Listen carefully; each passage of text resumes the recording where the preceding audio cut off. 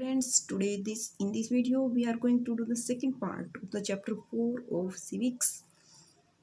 Growing up male in Madhya Pradesh in the 1960s के दौरान मध्य प्रदेश में जो मेल है वो कैसे ग्रोइंग अप किस तरह से बड़े होते हैं.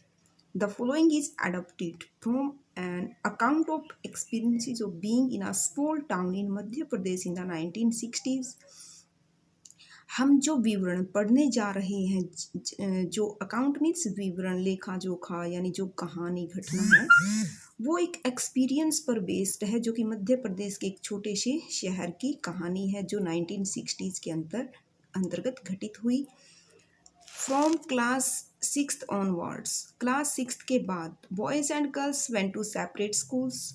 बॉयज़ और गर्ल्स अलग अलग स्कूल में जाते हैं. The girls' school was designed very differently from the boys' school. जो गर्ल्स का स्कूल है वो बॉयज़ के स्कूल की बजाय बहुत ही अलग तरह से डिज़ाइन किया जाता. मतलब कि जो बिल्डिंग का स्ट्रक्चर है वो बॉयज़ का अलग होता था, गर्ल्स का अलग. They had a central courtyard where they played in total seclusion. जो गर्ल्स हैं उनका जो स्कूल है उसके बीच में एक कोर्टयार्ड, एक आंगन होता था जहाँ पे वो खेलती थी. टोटल सेक्लूजन मीन्स होता है डेजोलेशन, बिल्कुल ही अलग होके, न कि सबके सामने नहीं, बिल्कुल अलग होके डेजोलेशन, अकेलापन होता है. तो वो लड़कियां वहाँ पे जो स्कूल है जैसे बिल्डिंग है तो वहाँ पे बीच में कोर्टयार्ड बना हुआ था और वहाँ सबसे अलग बीच में खेलती थी जहाँ उन्हें कोई नहीं देख सकता था. सेफ्टी फ्रॉम आउटसाइड वर्ल्ड, जहाँ से कि जो आउटसाइड वर्ल्ड है, बाहर की जो दुनिया है, उससे उनकी सेफ्टी हो सके. The boys school had no such courtyard. जो बॉयज़ स्कूल था वहाँ पे इस तरह का कोई कोर्टयार्ड, कोई आंगन नहीं था. एंड आवर प्लेग्राउंड वो just a big space attached to the school. और हमारा जो प्लेग्राउंड था वो स्कूल से बिल्कुल अटैच्ड था और बिग स्पेस, बहुत ही बड़े जगह में बना हुआ था. Every evening once school was over, हर शाम को जब स्कूल बंद हो जाता था, the boys watched as hundreds of girls, तो लड़के देखते थे सैकड़ों लड़कियों को, school girls crowded the narrow street, जो बिल्कुल नैरो स्ट्रीट, तंग गलियों में भीड़ में वो चलती थी. जब स्कूल बंद होता था ना तो छुट्टी के टाइम जो बॉयज़ देखते थे लड़कियों को, जब वो सैकड़ों लड़कियां गली में से गुजरती थी. As these girls walked on the street, जब ये लड़कियां गली में चलती थी, दे लुक्ड सो पर्पजफुल, तो वो दिखती थी कि ये लाइफ में इनका कोई पर्पज है. पर्पजफुल मीन्स कि लड़कियों का कोई उद्देश्य है. मतलब कि हम देख सकते हैं इंसान के हाव भाव से वो जो काम करने जाता है कि भाई हाँ ये किसी उद्देश्य से काम कर रहा है. तो ऐसा ही उन लड़कियों को देख के लगता था कि ये पर्पजफुल है.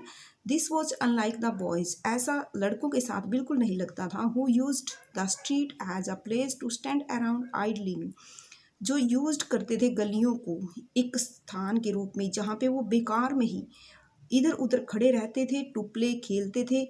To try out tricks with their bicycles, और अपने साइकिल से जो ट्रिक्स करने की कोशिश करते थे. फॉर द गर्ल्स, लड़कियों के लिए, the street was simply a place to get straight home. लड़कियों के लिए स्कूल स्ट्रीट, गलियां एक जगह होती थी जहाँ से उन्हें सीधे घर जाना होता था. यानी जो गली हैं वो अलग अलग तरीके से यूज़ की जाती थी. बॉयज़ तो क्या क्या यूज़ करते थे, उनका बेकार में वहाँ खड़े रहना, गप्पे मारना, साइकिल के साथ ट्रिक्स करना, लड़कियों को देखना. लेकिन जो गर्ल्स हैं वो सीधा गली का इस्तेमाल किस रूप में करती थी, सीधा अपने घर तक जाने में और घर से स्कूल तक आने में. The girls always went in groups, जो लड़कियाँ हमेशा ग्रुप में जाती थी.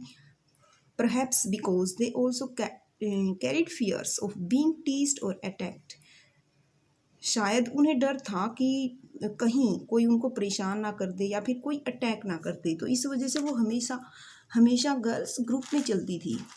After reading the 2 examples above, ऊपर के 2 एग्जाम्पल पढ़ने के बाद, we realize that there are many different ways of growing up.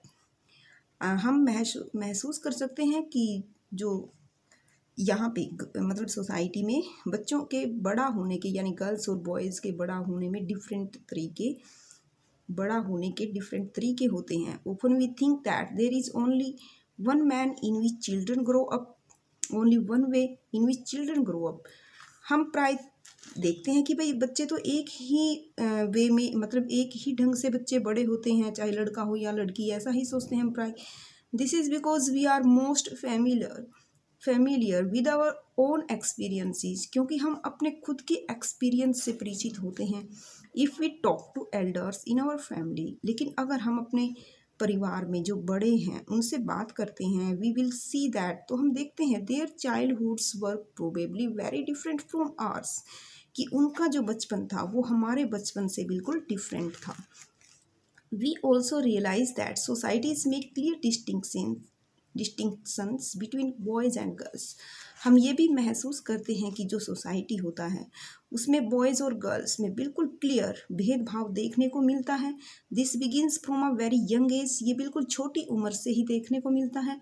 We are for example given different toys to play with, example के लिए हमें अलग अलग तरह के खिलौने दिए जाते हैं। बॉयज़ को स्पेशली कार दी जाती है खेलने के लिए और गर्ल्स को डॉल।